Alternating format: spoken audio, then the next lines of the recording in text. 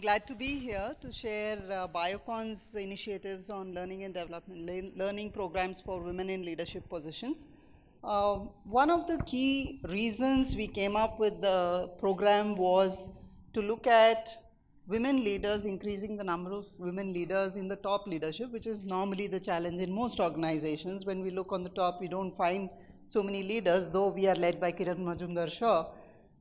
But beyond her, we find the numbers very small, right? So that's typically the premise with which all organizations look at women leadership programs. Now, what is important for an organization is the buy-in from the top leadership. And therefore, the program starts from the top. The top leaders get together, they come together, they evaluate what are the reasons we are not finding women leaders on top, or why is it that we are not able to move people over there. So there are various aspects of leadership which is identified by the senior leadership, and that is deliberated with a panel. I'm just talking about the process by which our leadership program has evolved. So there is a panel from IIMB who was called over. Then we tailored our programs. Now the tailoring is the important aspect for Biocon, because we are a large manufacturing setup. Our dynamics are very different. The way we have groomed internal talent is very different. We have long service women leaders in the organization, so fresh talent is not as much as you would see in many other industries. So there are lots of women who are growing from the grounds up and getting into leadership positions.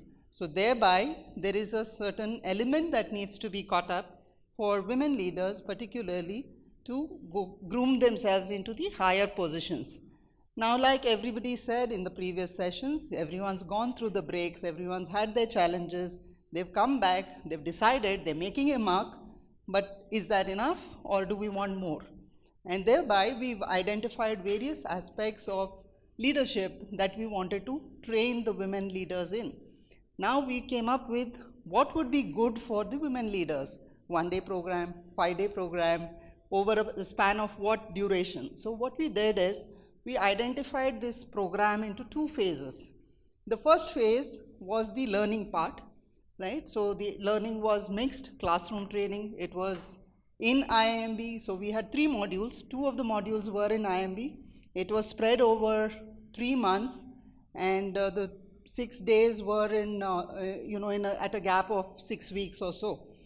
So the first module was in IIMB, and that itself was a big booster for most of the women leaders. So we picked up the top cadre of women leaders in the organization. They were oriented to this program and oriented by the leadership of Biocon. Thereby we were, the 20 women leaders were called in and oriented by Kiran, by the senior leadership. And that's a very important element of this training program, because once the top leadership has a buy-in to this set of women being the future leaders of the organization, a lot is sold out, right? And these 20 people were then selected to go to the IIMB and get trained. Training was customized largely around strategy, business acumen, financial acumen, and behavioral analysis. How does one become a mentor? After being trained, the person is a leader and therefore can be a mentor for the next set of leaders who are coming into the organization, or groom the rest of them who are in the middle management into leadership roles. So this was phase 1.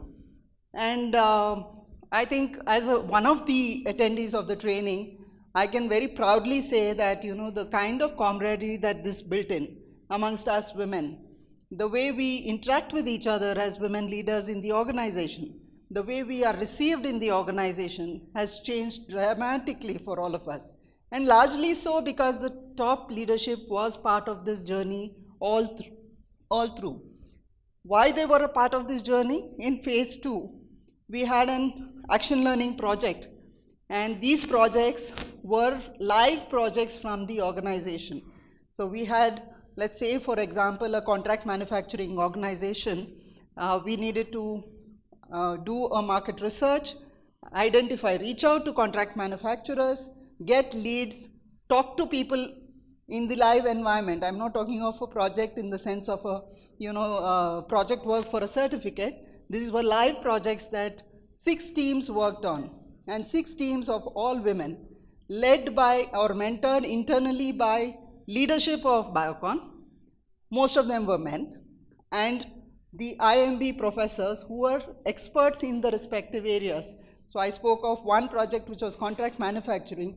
So there would be a professor who's an expert in contract manufacturing who's mentoring, right? So like this, 6 projects were done.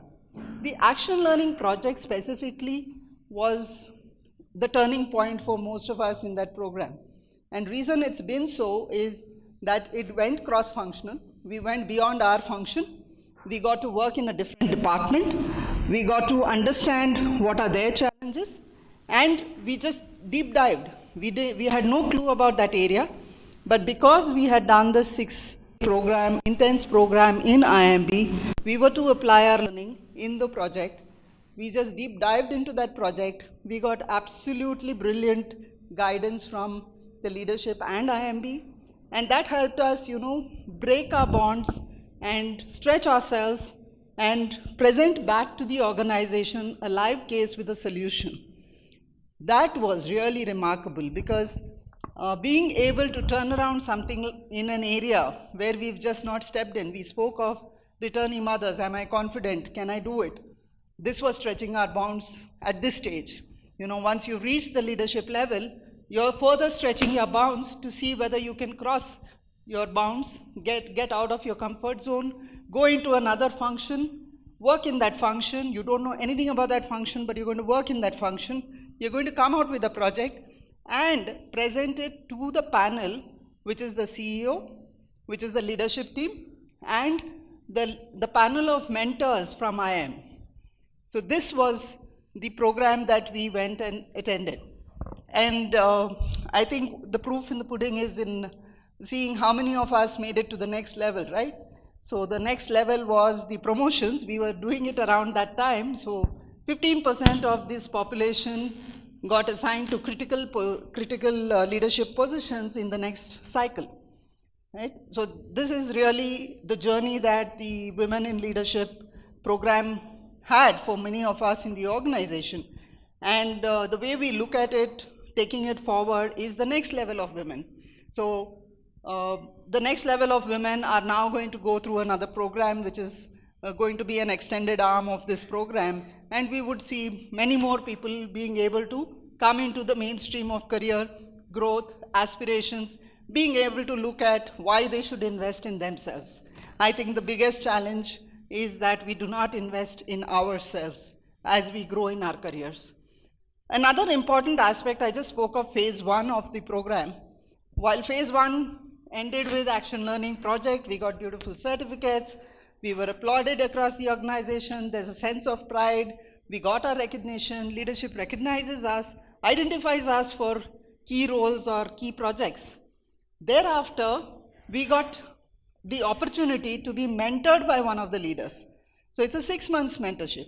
Thereafter, we get tagged on to one of the leadership members. We have a choice, and even the mentor has a choice who he can mentor. So we go and associate with that mentor, have a direct one-to-one, see how we can, what are the challenges we are facing in our regular work? Is there anything else that we need to do in terms of our career aspiration? If we have an aspiration, how do we carve our path to make that happen? So this is another interesting phase, which is an experiential learning. So they have immense experience, and they are people who are facing the external world and facing the organization. They are in the boardrooms. So their influence on us is immense. So we really shape our thinking process based on the guidance that we are getting. And this has been an immense journey for all of us, in fact, and for me particularly. So I think this program, I'm speaking not only for Biocon, but also as a recipient of the program, and therefore I feel very proud about this.